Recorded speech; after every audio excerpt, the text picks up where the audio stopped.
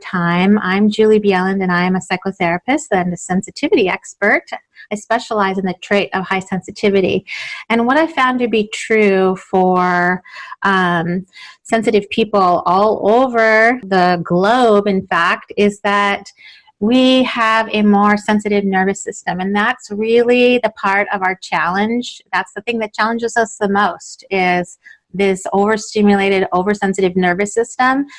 You know, we're only 20% of the population, so 80% don't have this trait. And the world is actually set up for how the 80% experience the world, and that's part of why we're so challenged. This is also scientifically known as sensory processing sensitivity.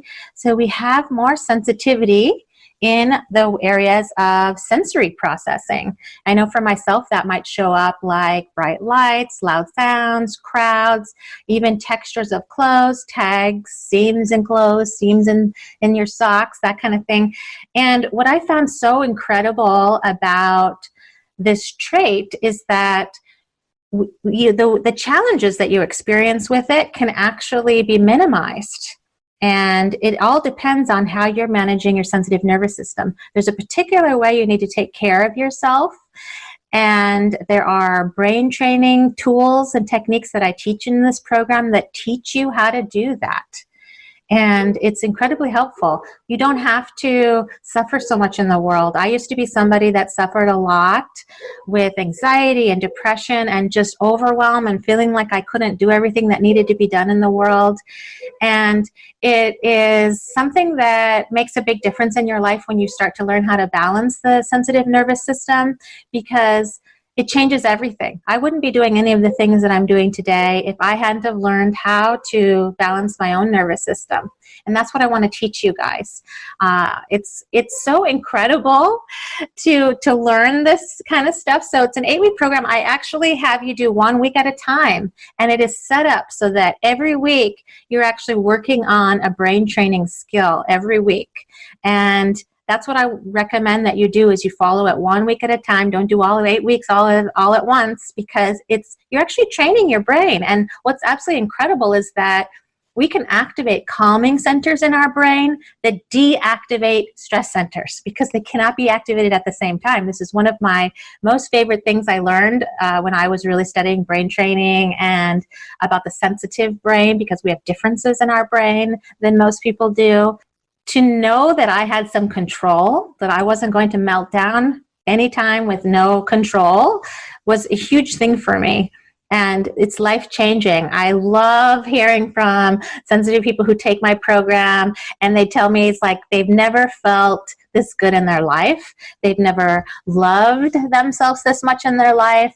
They are able to do things that they couldn't do before, that things, that the anxiety and high stress was holding them back in life. They're able to do those things. Learning about your trait, learning about why you feel so sensitive in certain areas and how to reduce those things. And that's what I'm excited about. So in week 1, I talk about it, creating brain space and filling up the positives. Now, this is something that helps you right away, because when our nervous system and our brain is just overloaded, we lose creativity, focus, efficiency. We feel on edge. We get more reactive. Somebody says something to us, we might feel irritable and reactive instead of be able to respond in a calm way.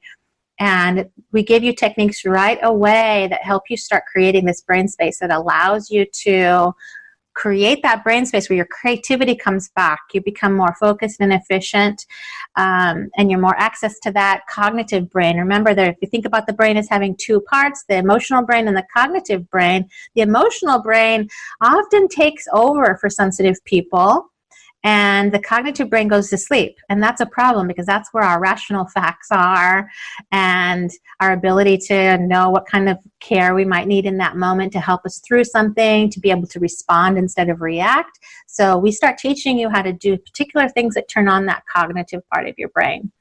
And then in week 2, we go into describing more about the limbic system and neural pathway training. And what that really means is understand your emotional brain, what's happening. We can actually reroute what's happening.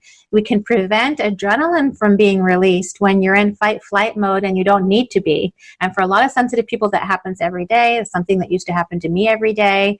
And it is a very difficult way to live life feeling that way. So to be able to have some control where you can turn back on that cognitive brain when you need it is very important and very helpful. Believe me, I was not happy being somebody that reacted all the time about things and had emotional meltdowns without feeling in control. And so that's a part of why this will help you. In week 3, we go into practicing self-care and self-compassion. Now, this is not the self-care that you've been taught before, that the 80% might be using, because that doesn't work for a sensitive person. This is about the self-care that works for you and your sensitive nervous system. It's different than what you've been told before, and this is why it works. I talk about self-compassion in this because most sensitive people that I've ever met all over the world, we struggle with self-compassion, which is really interesting because we tend to be incredibly compassionate towards others, but really hard on ourselves. Raise your hand if that's you. I had to work on that myself. And being able to develop it's actually a brain skill. Self-compassion development is a brain skill that you can get better at.